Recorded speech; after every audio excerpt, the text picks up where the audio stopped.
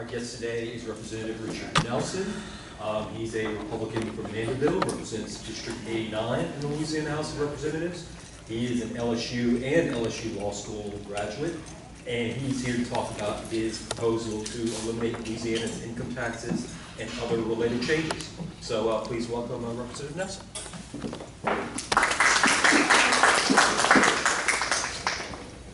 Hey guys, thank you. Did everybody hear me? I guess I can project even without the microphones, but thank you for having me. I know I was kind of on the fence about coming, but then I got promised a free lunch, and as you might know, we don't make very much in the legislature, but we do, it is basically all you can eat, so that's what got me here today. And I can say too, is from someone who is, I think, in a thankless job. I thank you guys. I think you probably also don't get too many thank you cards in the press for the work that you do, but I can tell you that I at least appreciate it, and I think many of my colleagues in the legislature appreciate it very much. I read the coverage all the time, and even if I don't agree with you, I like being able to see different points of view, so thank you for that. Now, on the income tax, I think some people are like me, maybe you're tired of hearing about it. It's been kind of in the news a lot recently. At the same time, it's a very important topic. And so I have spent, it's not a new thing for me. I spent, in 2019 when I was elected, my very first thing I did as soon as I was elected was that I wrote an op-ed about, I think it's time for us to get rid of the income tax. It was like December 2019. And at that time, everybody, there was a lot of, the response was basically like, there's no way, this is not a thing, it can't happen. And I would tell you that just over the last couple of years, I've seen the development go from almost, this will never happen, to all of our surrounding states are kind of moving in that direction. There's serious conversations being done in Mississippi and Arkansas, and at the end of the day, this is something that I think we really need to consider more carefully. That's why I brought the study resolution the last session, to have really a close examination of these issues and give us an opportunity to kind of flesh out a lot of the issues that we have. We have very complicated tax code and things we need to change. And so we're having a series of meetings in the House Ways and Means Committee, or at least the subcommittee of it now, to examine some of these things, and I think it'll give us an opportunity to look at this going forward. Now, first I'd like to start off and say, why does this matter? Why does this matter? Most people don't care about taxes all that much. It usually puts you to sleep. I can tell you in law school, income tax was probably the least interesting class that anybody had. My dad actually, ironically, was an IRS agent. That's what he was his whole career. So I have a special place in my heart for the income tax. But at the end of the day, we really have to look at it from a standpoint of what is the impact on the people of Louisiana. That is really what matters. Now, if Louisiana was just average, if we were just average in the country, we would all live 4 years longer and get a 33% raise. And the crazy thing is if you drive across the border into Texas, you basically become average, you get that back. You get 3.5 years of your life and about a 33% raise if you drive across the border to Texas. Now, if you look at it from a census perspective, in the last 10 years, Texas grew 6 times faster than Louisiana, and the rest of the country grew 3 times faster than Louisiana. The last time Louisiana added a congressional seat was 1910, over 100 years ago. So that was the last time Louisiana actually grew faster than the rest of the country. So what we're seeing is this is a problem that's been around for a long time. This is a structural thing that we have not been able to climb out of. We lost the 8th congressional district in 1990. We lost the 7th congressional district in 2010, and we're on deck to lose the 6th congressional district in 2030 if we don't do anything to change the population trends. So that's really what's at stake for us. It's really the future of our state, and it's really something that requires bold action if we want to change it. We really have to do something big. Getting rid of the income tax is admittedly big. So how do we get here? I think that when I started to look at this problem, I said, well, how do we get here in order to find out what's the answer? How do we get it? Well, starting with the fact that we haven't gained a congressional seat in 1910 shows that this is a long-standing problem. Whatever's going wrong in Louisiana has been around for a very long time. And so what happened in the 1930s was Huey Long became governor. You guys might have heard of him. And what he did is he set up a system that is very dependent on Baton Rouge. He said, if you ever want anything done, if you're a local government, if you're a business, if you're anyone, you have to come to Baton Rouge, and you're going to have to kiss the ring. That was the system that's set up by Huey Long in the 30s and his cronies after that. And since then, we haven't been able to climb out of that legacy. It's still around, it's still with us today. Now, we've modified it, we've tweaked it, we've done our best to kind of nibble around the edges, but we've never been able to fully get out of that shadow. And a lot of the problems that we have now, I mean, honestly, the income tax, a lot of the major deductions that are used today that really kind of starve local governments for revenue, they all kind of came out of that Huey Long era, and they've just been exacerbated in the time since. So Louisiana was built on a system where we're trying to basically use our mineral wealth and some of our other natural advantages to basically band-aid over a broken tax system that's existed for, like I said, over 100 years. And so when we're looking at how we're going to fix it, you really have to fundamentally throw out the, you kind of have to throw out the old model. You have to fundamentally change it. I joke it's kind of like a Jenga puzzle, Every time in the legislature, and it's going on forever as long as any of us can remember, we always try to fix one bad piece. There's one bad thing that's wrong, we're going to fix the homestead exemption, we're going to fix ITEP, we're going to fix this and that. And every time you try and pull out the inventory tax, it's a popular thing because it's just such a terrible system. The inventory tax is basically just a pass-through where via businesses, state government funds local government because they don't have any money. And so every time we try and fix one of these pieces, it's kind of like that Jenga puzzle. You try to pull out that one piece and the whole thing falls down. And so really it requires this fundamental look on what is wrong, how do we fix it, how do we structure government in order to fix it. And it's all started way back there with Huey Long, and that's what we're trying to undo. And so it's not simply, when I say, hey, I want to get rid of the income tax, it's not simply a, hey, look, we're just going to cut everybody's taxes by $4 billion. That's not going to happen. One, it's not plausible, it's not responsible, and that's really not what I'm advocating for. What you're looking at is trying to restructure government, and I think the best places to look are these neighboring states who are very successful in attracting new people, have been very successful in growing their, like I said, the life expectancy, the income levels of the families there, like Texas and Florida, which are right next door. So this brings us to the point of how can we fix it? How can we fix it? I was having a discussion earlier, and I had this discussion often about, it would be awesome if you just made somebody emperor for the day, and they could just go through and eliminate all these bad policies that we have in Louisiana. If we just went through and we eliminated, we said, listen, the homestead exemption is very popular, but at the end of the day, it really starves local governments for money. They can't pay their police, they can't pay the roads, they can't fix their schools, they can't do anything because they have this homestead exemption that in some parishes up to 75% of the property pays no tax at all, no property tax. And so we could say fundamentally it's bad policy. We can say ITEP, this is a huge giveaway to major corporations that would probably be here anyway. I mean, there's thousands of pages written on this, and it'd be great if you could just go and eliminate the bad things, but in reality, it's just not possible. It's been tried a million times and it's failed every time. So I think what you have to look at is a balance. If you look at it as getting rid of the income tax, now you're actually getting something for trying to address some of these historical broken policies. And that's really the whole thought behind this. It's really just a transfer of saying, how are we going to fix what's broken here, and how can we get it in a way that I think is politically viable that can actually pass. And that's why getting rid of the income tax, I think, is a great way, one, of fixing the competitive disadvantage that we're at with Texas. I mean, their tax loads are about the same, but at the end of the day, because the sticker price on Texas is zero, essentially. For someone moving to Texas, their sticker price is zero, even if they get it made up in the end with property taxes. For less in Louisiana, the sticker price is 4.25%. If you're a corporation, it's 7.5%. And these are things that just drive these successful companies and people away. And so, if you look at how we can move that forward, how we can make it more competitive, it really requires something that's going to make us competitive with that. At the same time, shifting that revenue and raising that money and spending that money locally is a way that you can move to a system that's more efficient at serving the needs of the people and also is more accountable. That same dollar, say it's revenue neutral, but that same dollar that's raised, whether it's raised and you send it to Baton Rouge, and then chances are it's going to go through a committee or two, it's going to get cut up depending on who's the chairman and who's the governor and everything else. By the time you get your dollar back, it might be 50 cents once it goes through the roulette wheel of state government. But if you raise that locally, I don't have to ask. I'm from Mandeville. You don't have to ask Shreveport to pay for your road in Mandeville or pay for your new city hall. And it's the same way. New Orleans doesn't have to go and ask Lake Charles to come pay their road, which is essentially what happens when we centralize all the spending and power in Baton Rouge. And so, undoing that system, and then we can undo that system, making the taxes more effective and more accountable to the local population who gets to vote on what their property taxes are, who gets to vote on who's spending their property taxes. You don't have a lot of influence on a state level, but you have much more on a local level. And so you can really still solve those two problems at the same time. You can make the state more competitive, and then you can also make the dollars more effective in raising them and spending them locally. I think that, like I said, the revenue neutral aspect of it is very important because I think, sometimes I've seen it portrayed as like, oh, this is a tax cut, it's just going to be a tax cut. It's really not. I mean, really, we have to do it you can argue about how much money we should spend. That's a different argument to saying, how should we raise that money effectively and competitively? And I think if you look at the plan that I brought in 2021, I think my friend Tyler Bridges at the Advocate, he described it as a bill that has something everyone can hate. And that was what it was. I mean, and honestly, that was a fair title. I think it did have something everyone could hate.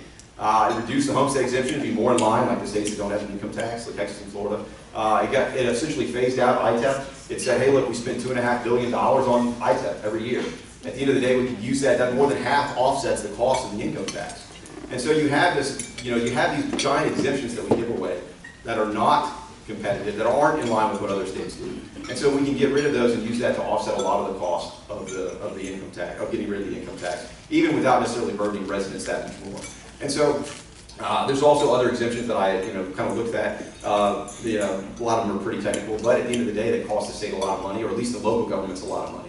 And so that's why the local governments are always having to go back, is because really they have no property tax base. That's one of the fundamental problems here in Louisiana, is the lack of a property tax base for local governments to depend on requires them to go into Baton Rouge and Bay. And so I think if you look at it as a property tax offsets some. Also, the state sales tax is relatively low. It's like about 4.45% now in Louisiana. In Texas, for example, it's like 6.25%. It's higher in other states. But what really makes that tax higher, while we have the highest sales tax in the country, is because of that local component. The local government's tax, they add taxes on top of that state component, and that's really what drives us up. And also, as the local component has it's not subject to the constitutional restrictions on food and everything. People will tell me, well, hey, the state's taxing me when I go to the grocery store. In reality, it's the locals that are really taxing them on those pieces they spend at the grocery store. And so I think if you really want to expand that property tax base, it gives you an opportunity to lower the local government sales tax component, which was also part of that bill that I passed in 21, or I brought in 2021. And I think that's an important piece too, is that you really have to look at a way to lower that sales tax and shift that burden to what it is in most other states where the property tax bears that burden. And I think finally the last thing that I usually get when I talk about this is this possible? Is this possible? I mean, at the end of the day, is this possible is probably the most question. I mean, lots of people agree with getting rid of the income tax, but then they say, hey, look, all these other things, they're all sacred cows. You can't touch a sacred cow in Louisiana. We're not going to do it. And I would say, at the end of the day, anything is possible. Anything is possible. And we're at a point now, just talking to everyone, talking to my colleagues in the legislature, I think we all recognize we're kind of at a point in Louisiana's history where we have to do something big.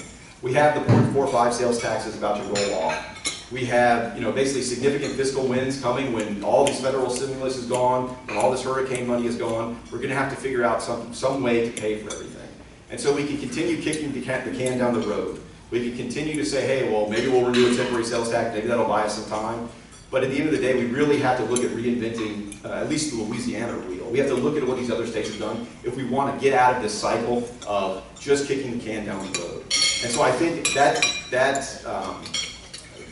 attitude, I think, is pervasive in the state. I think lots of people, regardless of where I go to speak about this issue, they all look at it. They all know somebody that's moved to Texas. It's their son, it's their neighbor, it's something else. Everybody has known somebody that's moved to Texas or Florida or one of these other states that have seen such high, explosive growth in the last 10 years. And I think that people are realizing that it's time to do something big, it's time to do something, it's time to make a big change. And like I said, at the end of the day, it costs us, the bad government in Louisiana costs us about 4 years of your life and a 33% raise. When you put it in terms of that to people, it really solidifies what a difference it makes. And honestly, even for me, it makes a big difference. Well, I didn't know that, I had to research those numbers. When you tell me it cost me 4 years of my life to be in Louisiana and 33% raise, that's a huge disparity that we have to address. And you're not going to be able to do that by rearranging the deck chairs on the Titanic. You're not going to be able to close that gap by, culture wars, the other stuff that gets all the media coverage up in Baton Rouge.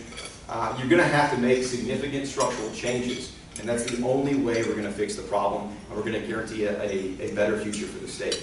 And with that, I'll be happy to answer any questions. Some people I know already have something ready for me, and I appreciate your time.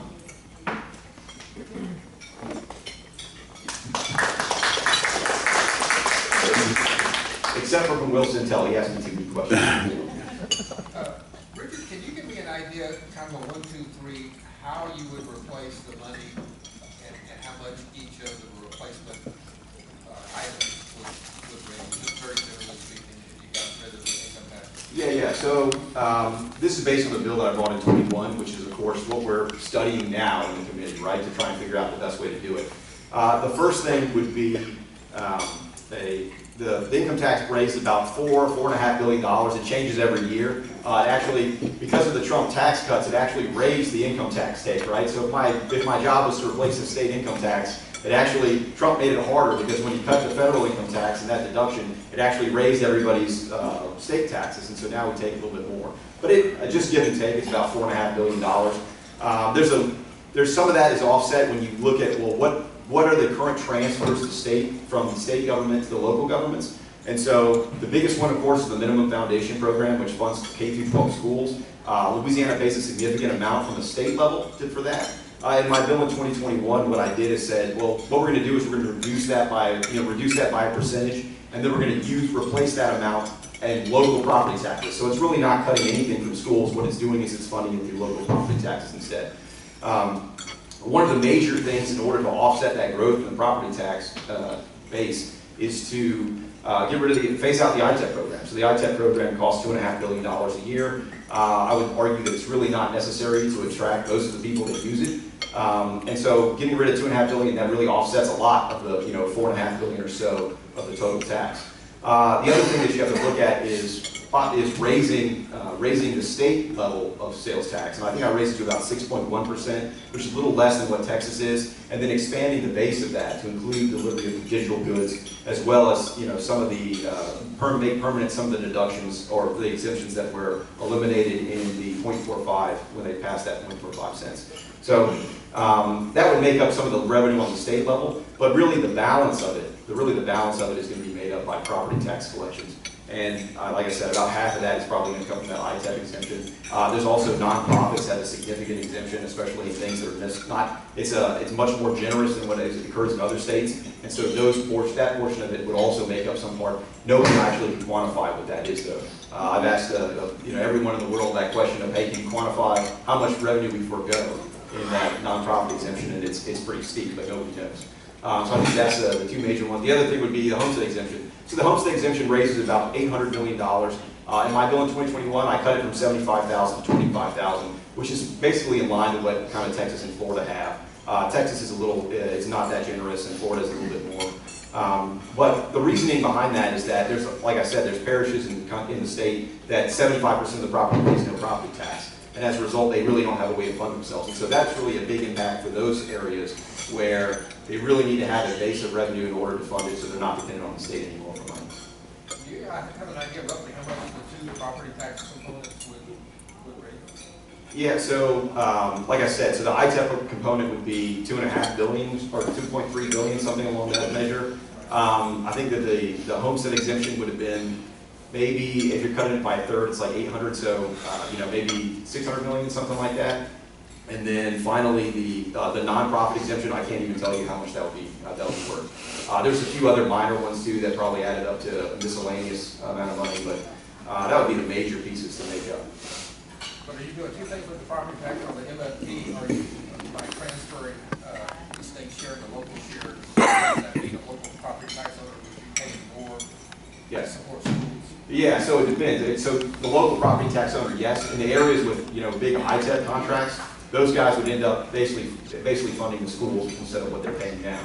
And then the rest really wouldn't shift to the residents themselves. But that would really be the big offset. What you would use is the minimum foundation program basically as a minimum foundation. We're really redistributing money to the poorest areas of the state in order to support their school system, and letting the richer areas of the state with higher property values using their local property taxes to fund their school system.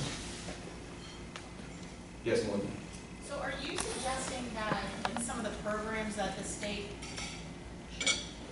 are you suggesting that in some of the programs that the state currently funds and runs itself should then be cost shifted to the local? So if they have more increased revenue and the state has less revenue, are the locals going to be running healthcare programs and educational programs and higher education programs and things that the state is doing now? Because if you're shifting the revenue to the locals, wouldn't you need to shift the cost responsibilities to them too? Yeah, so that's when you reduce the minimum foundation program, I mean, that's really the major piece. There's a few others. So for example, the revenue sharing program is about $90 million, which is basically just an offset to the homestead exemption. So if you get rid of that, that's money that's just directly paid to locals. The inventory tax is, 200, 300 million, depending on whatever year it is. And so that's money that's just directly paid to the locals. That now, that will be offset off the state's books because we're not going to pay that credit anymore. That tax will be gone. And then the locals will just raise that money through property taxes. For the minimum foundation program, though, that is the one that is really, you're shifting those, that you're giving them the ability to raise that money in property tax and actually just doing an automatic offset for that. And then you're making them responsible for that revenue. That's exactly what that is. It's basically a one-for-one shift. And it's mostly the richer areas that would have that. Now they would pick up that responsibility, while the minimum foundation program would basically pay mainly for the poor areas of the state that don't have the tax base that's relative to the others.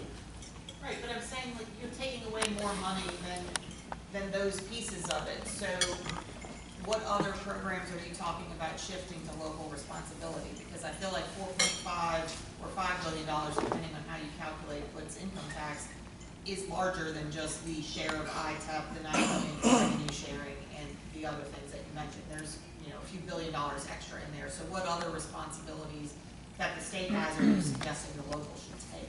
Well, you're also, like I said, you're also raising the state sales tax component like 2%, which is going to be about $2 billion. So, I mean, that's also going to make up some portion that the state responsibility is going to be maintained, except it's going to be shifted from state, it's going to be shifted from the income tax to sales tax. And then the portion of this tax that's going to be reduced for the locals, they're going to make that up with property taxes. So it's not really shifting the balance, it's just shifting where it's coming from for the state. It's not complicated at all. Richard, after this interim study, do you see a bill being prepared for the 2023 regular session that you would hope to be heard and debated, or is it Yes. further down the road? No, yeah, I mean, I think at the end of the day, I can tell you, we can delay this. We've delayed it forever. I think that at the end of the day, really legislation is how you get people to the table and discuss what the real issue, that's where the rubber hits the road. So I would say bringing the bill in 2023 is the absolute goal. Whether or not, I won't be, naively optimistic and say, hey, it's going to pass next year. But I think, honestly, I think that it's a very pertinent campaign issue. I think it's going to be a very pertinent campaign year. And I think that people of Louisiana should have a choice of what kind of future they want. I think this is an important part of that. Since you said it would be an important campaign issue, the governor is able to get just a lot easier time getting anything done. Your name's been mentioned as a potential gubernatorial candidate in 2023. Would you like to comment? I haven't made any kind of official announcement or decision, but it's something that I'm definitely looking at and planning for. All right. Thank you.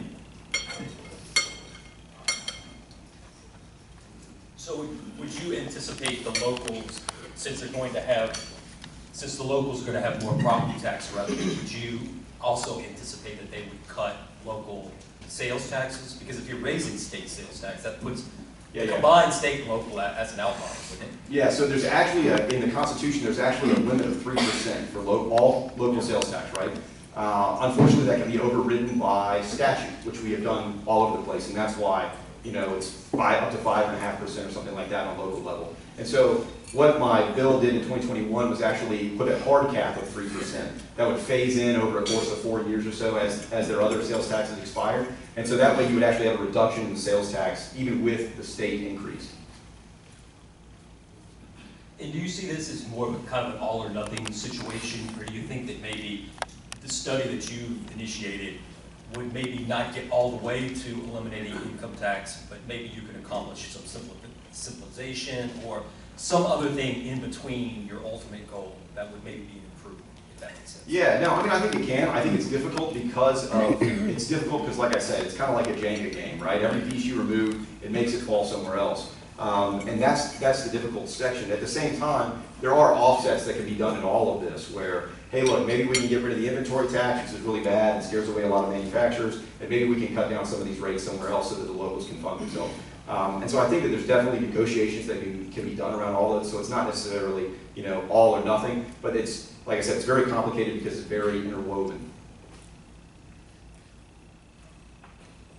I know the dominant theme today is tax, the elimination of the income tax. But would you care to comment? You were selected to serve on the Ronald Green investigative committee in that situation. Would you care to share your general takeaways from having served and continuing to serve in that investigation? What are your thoughts about what you've seen in that regard? The Ronald Green, I think it's been as enlightening for the members of the committee as it has been for the state in general. I think it was obviously a terrible incident. And I think having to, sometimes in the legislature they don't prepare you in the flyer about what you're actually going to have to do in the legislature. And honestly, sitting on that committee has been very difficult. I think everybody can probably tell you that. I think it's really exposed a lot of the shortcomings in governance and oversight in state police. For me, it's kind of bad. I mean, I always held up the state police, at least in my own mind. I always thought they were kind of the exemplar of how being well run and professional, and that was always my impression. And it's really shown that this is not the case here. I think initially when we started that committee, if you're like my wife, you were skeptical that it was going to do anything. My wife was like, I mean, you guys talk about everything in the legislature, and you really don't achieve you don't really achieve much. And I think that committee has actually been pretty effective at really exposing, I think, the shortcomings and the problems that existed in state police. And brought a lot of that to light that otherwise would not have happened. And I think it's instituted, it's been a catalyst to really bring in change and oversight and a much closer examination of how their practices and who's in charge and what they're doing. I wanted us to have more meetings than we've had up till now. We've kind of been on a break. I think we had a lot of momentum going into the summer, and then we kind of broke as a legislature, and it's just difficult to get everybody back together. But I'm hopeful that we'll have another meeting, and I think continue to dig and hopefully come to some even more positive resolution. Thank you. Thanks. What's been the reaction from the sort of the business lobby? Do they seem open to giving up things they like ITEP, in order to get this trade-off that you're proposing? Yeah, I mean, I think that for the business people as well as for the citizens of the state in general, I think everybody is kind of on the realization that we have to do something big.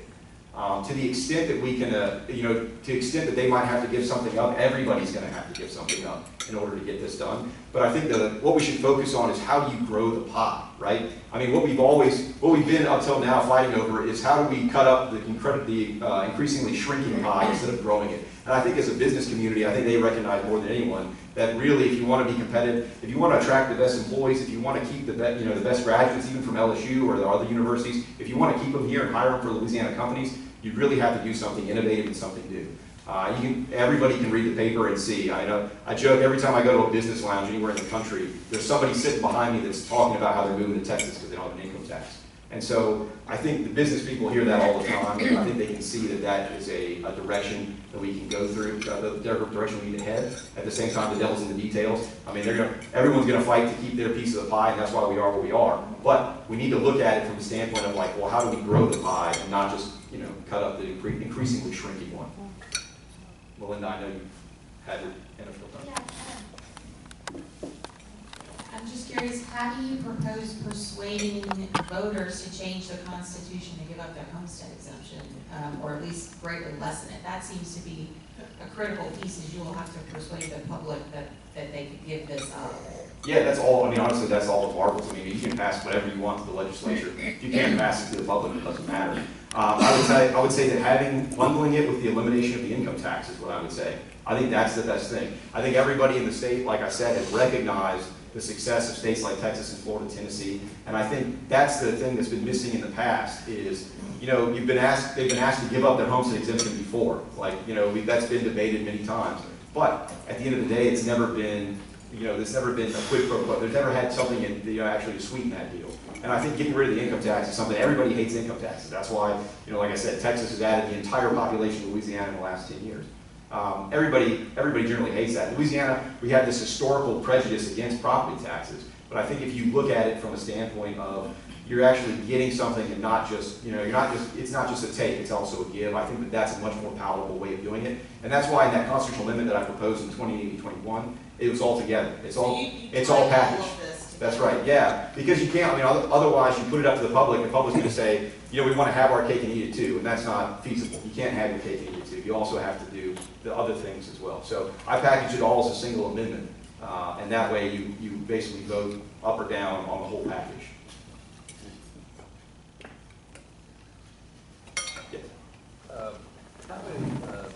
Maybe you said this, and I was distracted a little bit, but how do you, have you gotten any support from Together Baton Rouge or Together Louisiana And how do they reconcile the fact that maybe they're against the 10-year tax exemption? If that's alleviated, then are they concerned inordinately about increasing sales tax? Yeah, I mean, I've been contacted by them as a result of the study, because, you know, part of the purpose behind the study was to get input from different groups. I think obviously, you know, they're not big fans of ITEP, so they probably like that piece. At the end of the day, you know, they're probably also not big fans of getting rid of the income tax, so they look at that as being regressive. But I think at the end of the day, though, it's something that you're balancing political reality, right? I mean, like I said, if I was emperor, you could go through and you could cut out things or reduce things yourself, but you're gonna have to sell it all to the voters. You're gonna have to sell it all to the voters, you're gonna have to sell it all to the business community, you get people on board with it. It has to be something that we as a state actually want to accomplish. And so I think them as a stakeholder, there's pieces that they're gonna like and there's pieces they're not gonna like, and I think that's gonna apply to every individual in the state of Louisiana. There's gonna be things that you like and there's gonna be things that you don't, but let's look 40 years from now. Let's not just look 4 years from now. And if you look 40 years from now, we need these kind of big changes if we're going to be in a place where we can actually compete with these other states. And honestly, we're just not dependent on federal handouts for the rest of our existence.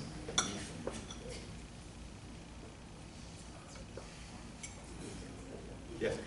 Since your plan relies so heavily on shifting to property taxes, does it concern you that every year when we have the reassessment, we come up with a situation where we find out, oh, I found out that my neighbor across the street, his has been on the books for decades at a completely ridiculous level.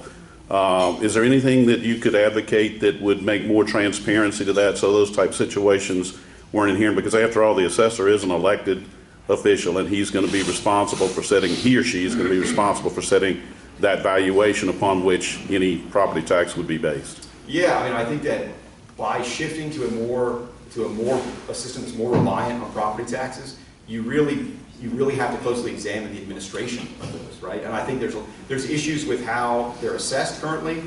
There's issues with how, you know, people that when somebody dies or when estates are settled and stuff. There's a lot of property. I'm dealing with this right now in my district. There's a homeowner has a tree that's hanging over his house, and he's trying to figure out who owns this land in the middle of Mandeville, and nobody knows. And apparently the lady died in 1905, and nobody's ever resolved it, right?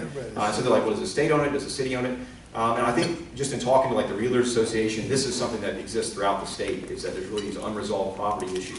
And so I think when you look at shifting to a more property-intensive model, you really have to look at those things where you need to have some kind of uniform administration of the property taxes. You're going to have a way to resolve a lot of these property issues that really in Louisiana now go on forever.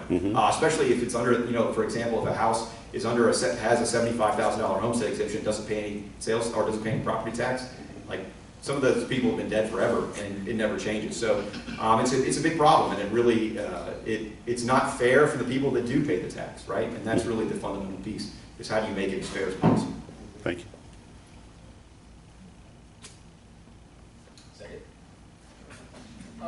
If your entire plan, I mean, you envision your entire plan being one piece of legislation that would require 2/3 of votes in each chamber and then go to the voters. Yeah, I mean, you got to change the Constitution. That's the only way to do it. I think, you know, in the past, people always said, hey, we want to have a constitutional convention. No, we need a constitutional convention to change all these things. Well, let's change all these big problems that we have in our Constitution.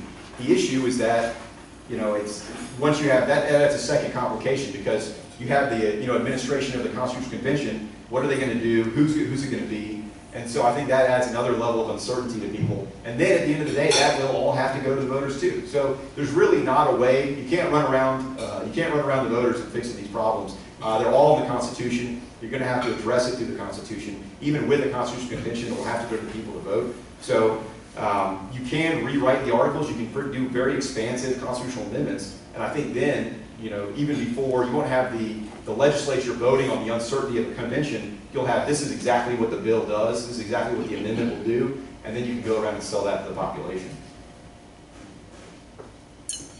Yes.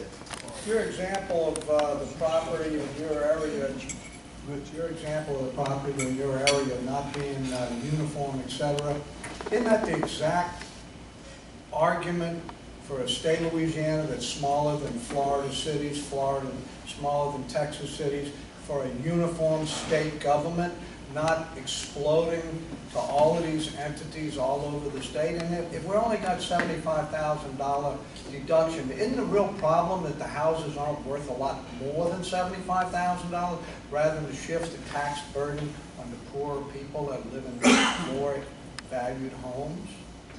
I mean, I would say that at the end of the day, the reason people in Texas make a third more than us is they think they have a successful system of government.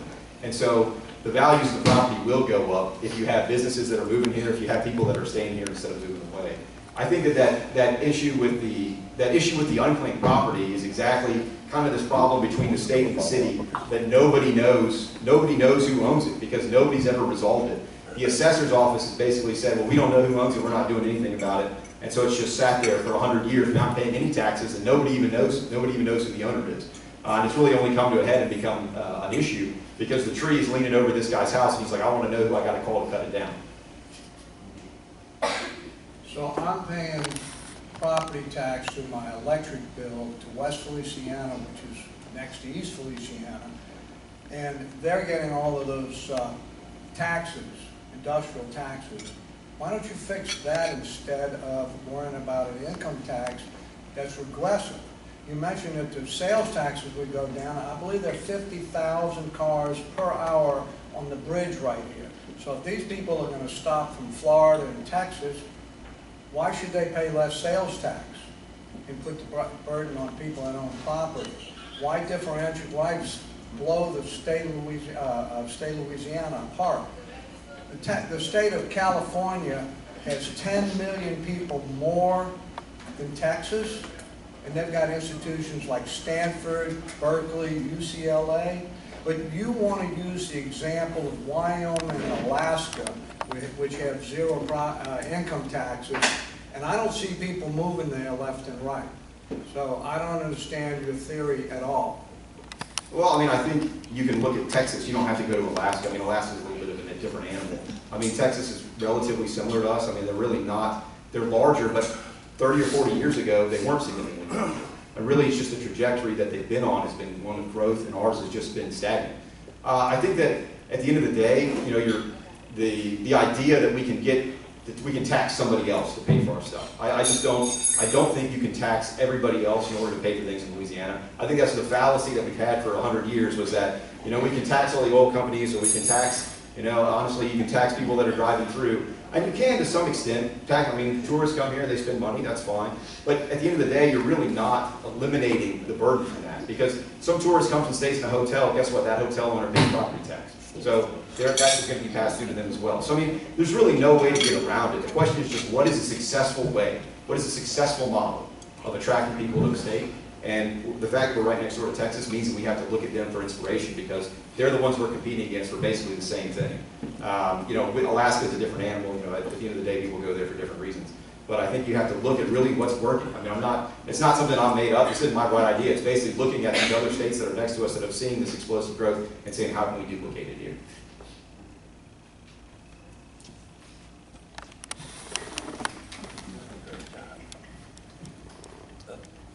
I'm retired from a major oil company, and it has people working in Louisiana, Texas, and nationwide. I take exemption to you saying that Louisiana employees are making 30% less than employees from the same company working in Texas or Florida. That's just not a fact of life.